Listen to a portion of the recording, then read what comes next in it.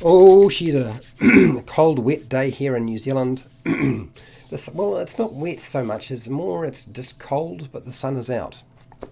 Okay, we're going to talk about Dungeons and Dragons adventuring gear for those of you who are showing up for my live stream. Normally I do my sound check to make sure everything is functioning correctly, which I'm hoping it is.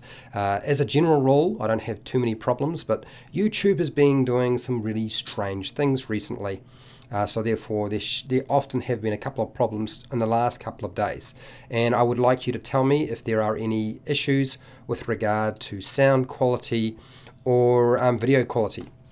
Otherwise, I can't fix those problems unless people let me know, because I can take the strain off the internet a little bit by just making adjustments to how I present everything.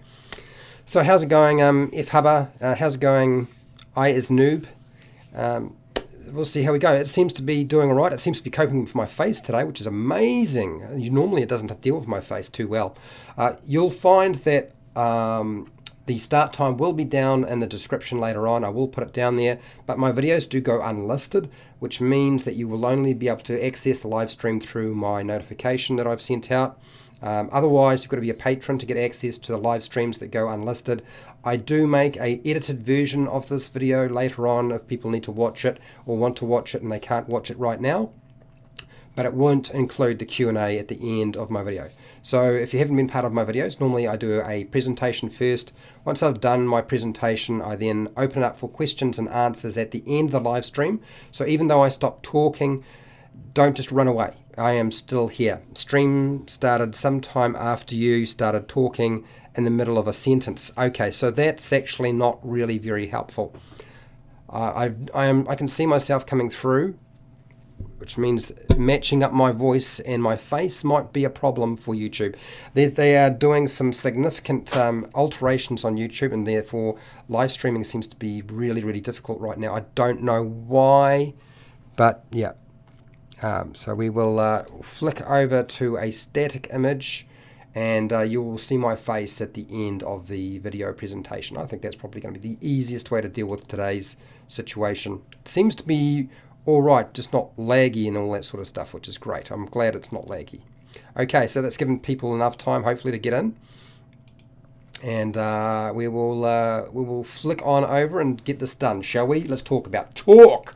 That's right, we're talking about chalk.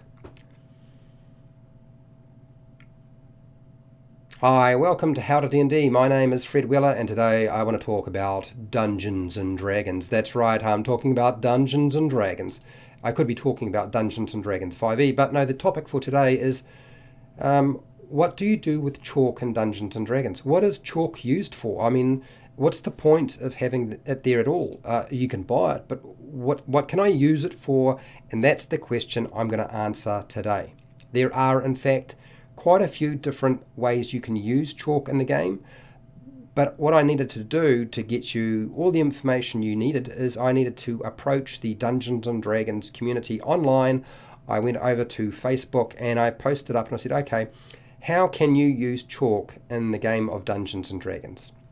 And I got a lot of really useful suggestions, which I'm going to go through right now so that you, as a dungeon master or a player, if you're a player, you can utilize them in your game, and if you're a dungeon master, you throw this video at your players and hopefully they will use their chalk in a way that is more helpful to them. Okay, here we go. First one. You can rub it on your hands to improve grip when climbing. It's pretty obvious.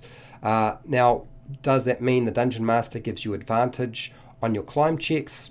Well, it's really completely up to the dungeon master, but you have done something that should improve your chances of holding on and not falling. So I think that's a reasonable thing to sort of allow in the game, or at least reduce the chance of coming off. Now, there is a climber's kit as well, so in conjunction with a climber's kit and chalk would be great, but if you don't have a climber's kit and you only have chalk, then that should really give you some sort of benefit. But of course, it's really going to be up to your dungeon master. You can take the chalk and crush it up into a powder and throw that into the eyes of your enemy. That's right, you can throw it into the eyes of your enemy. Why would you not do that? Blind them so they can't see. Exactly, yes, that's why you would do it. Some of the magical components for a spell. So there are magical components or elements to a spell, and some of them require chalk. So that's why you would need your chalk. Now, your magic component pouch already has chalk in it, but there are other reasons to have chalk, such as writing a magical circle or a glyph on a surface, even using it to write a thieves can't message. If you've got a rogue, you can use thieves can't, and you can write messages that nobody else understands, and you'd use a piece of chalk, or you could use something else, but chalk will work on most stonework, wood, and other types of surfaces. So it's a good, cheap and easy way to make a symbol on it. What about putting a mark on a wall or a tree to indicate where you have been, just in case you wind up going in circles? And we wouldn't want you going in circles. The idea of playing the game is not to go in circles. You want to progress. You could take the chalk that you have powdered, crush it up, and throw it on the ground so that you can see invisible creatures that might be standing on the ground or trying to move around. Now, a lot of people will say, well, that's actually more a function of flour. Flour will do a better job than chalk. But if you don't have flour, then you could crush up chalk and throw it on the ground. Now, you're going to have to prepare. You can't just sort of do it at the time. You'll need to make sure you have some powdered chalk. So make sure you have some chalk sticks and a bag of chalk powder. Otherwise, going to create a whole bunch of problems. And I feel like chalk will stick very easily to a lot of things that people stand on. If you stand on it, chalk will tend to stick to it, much like flour anyway. You can actually take chalk and mix the chalk with ale, and when you mix it with ale, it will help an upset stomach. So if you are suffering from some sort of digestive issues or some sort of poisoning effect or something like that, that will actually settle that down. You can use your chalk in conjunction with oils and other components to create war paint or paint.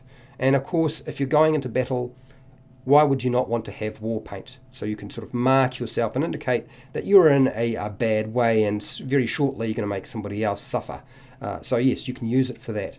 You can take the chalk that you have crushed up and sprinkle it on an item that you can see with some. Now, and this basically shows you when somebody disturbs an item that you have sprinkled the chalk on, because you'll see the finger marks in the chalk wherever they have touched an item, whether that be a treasure chest or a door handle or something like that. And of course the chalk comes off on their hand, so that's really quite handy, right? Now, why would you do something like this? This kind of reminds me of James Bond and using the hair he would stick to the surface of a door. Something you can also do yourself with chalk. So same sort of principle, really. Okay, you're moving around your dungeon and there is something very heavy to lift. Well, one of the things that will make it easier for you to maintain your grip with your hands when you're trying to lift something or shift something is chalk. So use it on your hands, rub it on there, good, and then away you go. You can do your lifting. As the man here is trying to indicate that he's trying to get this thing up. He hasn't let go of it so far, but he's struggling a little bit. Have enough of that powdered chalk and you can rub it on yourself and disguise yourself as a ghost. Or you can throw it into somebody's eyes and blind them, but you rub it on yourself and you now kind of look very white. You look kind of like a ghost, and you might be able to utilize this to deceive somebody in the game. I know that's a long stretch, but you can always give it a go. There's always a chance that things might work out, right? You can use chalk to check for the presence of acid in a liquid or in water, so that you don't wind up drinking that liquid or water if it does have acid in it. Some chalk will allow you to determine, if there is poison in a liquid as well, but that's usually if it's only got an acidic base to it in some way. You can also combine chalk with other elements to create a explosive element, you might say. Something that goes boom, bang, pow, something like that. Something that will explode.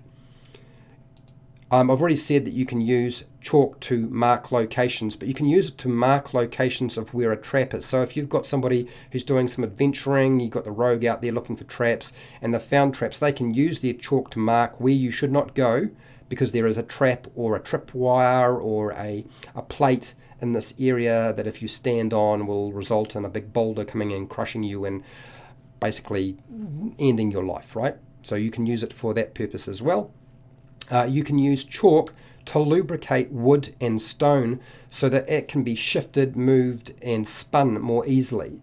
So if you're dealing with a large block of stone or a large object or a statue and you need to move it, you lay your chalk underneath. Now what you're going to do is you're going to tilt that thing just a little bit and throw that powdered chalk or some blocks of chalk underneath there to help lubricate underneath so it can be shifted more easily. Why not? Seems like a reasonable application to me, so give it a go. You can mark the locations of doors, openings and so forth, or other things for people who don't have dark vision. So if you don't have dark vision, often what you'll find is white chalk will show up on a really dark surface even if you don't have dark vision. There are also ways of getting hold of glow in the dark chalk. So you want chalk that glows in the dark so you can see where the chalk marks are that somebody else who does have dark vision has placed there, so you don't walk into something like, I don't know, a big pit trap, something bad like that. Okay. As I said, already said that you can use it to help neutralize the poison. So if you get poisoned, swallowing chalk will allow you to actually help neutralize that process as well. So, and it's supposed to be a pretty good source of calcium. Okay, I'll leave that alone. You also need chalk when you are using a ritual spell. So when you're using ritual magic, you'll need your chalk to actually draw out your designs and your runes and symbols and so forth. So actually chalk, surprisingly, might not have quite as many uses as you might have wanted, but it has enough uses that it can be quite useful. And I have given you all of the ideas that the community could come up with in the space of about a couple of days. Now, I have hundreds of videos for players and dungeon masters, which you are welcome to go and check out. I have a bunch of videos on adventuring gear. So ball bearings has been done, the 10-foot pole has been covered so far, and there will be more videos on this topic, so stand by for more in the future. If you want to support the channel so I keep doing videos like this, then I have a Patreon page where you can support me there. I essentially put out all of the live streams go unlisted and the patrons get access to that. They get access to priority on the video content that I make, and if they make requests I usually make sure those happen as well, and a whole bunch of other special things as well that nobody else sees. I have a affiliate link to the book depository on Amazon where you can buy stuff online and I get a small commission. I have a merchandise shelf underneath the video if you're interested in some merchandise. And remember to share, like and subscribe. Hit the bell button to be notified when I go live and when I publish new videos. And hey, till next time, keep rolling those 20s.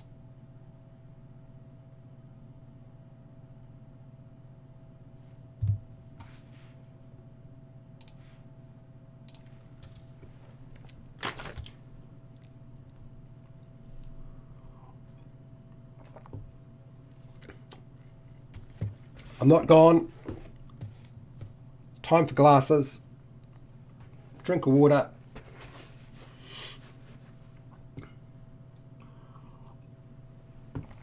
And you'll get my face again. You won't be looking at static images, don't worry. I will bring my face back. And let's talk about chalk. That's right, we're talking about chalk. Why would we not talk about chalk? It is one of those odd videos. I know I can't imagine this is the sort of video that's going to drive a lot of traffic to, but it should be reasonably useful for those of you who have adventuring gear and are unsure what to do with it. And of course, YouTube is taking a little bit of time to catch up. So F-Hub is here, and a lot of mundane items that aren't magical do have actually fairly significant uses, and you'd be surprised what you can do with chalk given a certain circumstance. My advice to you when you're playing Dungeons and Dragons is to get hold of as many different types of adventuring gear. And a lot of it's very, very cheap. So just buy it because you never know when it will come in useful, rather than assuming that everything that you have to have at your disposal has to be of a magical nature. All right, so it looks like there aren't any questions in here. We've got I as Noob in here, we've got F Hubber in here. I can see there's a bunch of people who are in the room. Most people have sort of seen what they needed and they have gone. So no questions, no feedback. How do you use chalk in your game? Doesn't seem to be a topic that's going to be coming up anytime soon. What? Hi Brent, how's it going? I like the mundane item videos. Great job, Fred. You're welcome, Brent. So I had planned to do these types of videos, Brent, a long time ago, just talking about Dungeons and Dragons, fairly mundane Dungeons and Dragons adventuring gear. And I had already got the community to do all of the hard lifting and come up with all the ideas, because they're going to come up with a lot more stuff than I could ever come up with.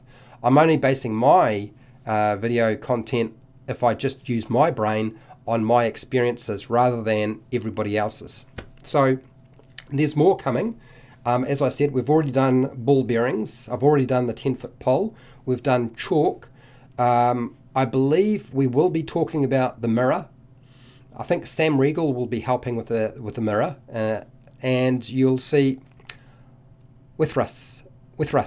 How's it going? Sorry, I missed this one. Chalk is an amazing theme to explore. It is actually. I was really surprised there was so many different things I could talk about with regard to chalk. Some of the things I was not aware of, such as using chalk to check for the presence of acid, or using chalk to neutralize poisons, or using chalk as a way of lubricating wood and stone so you could move it around more easily. It makes an awful lot of sense.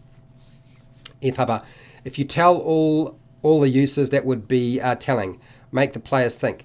Well, no, see, I don't. That's not really my approach, Fred. My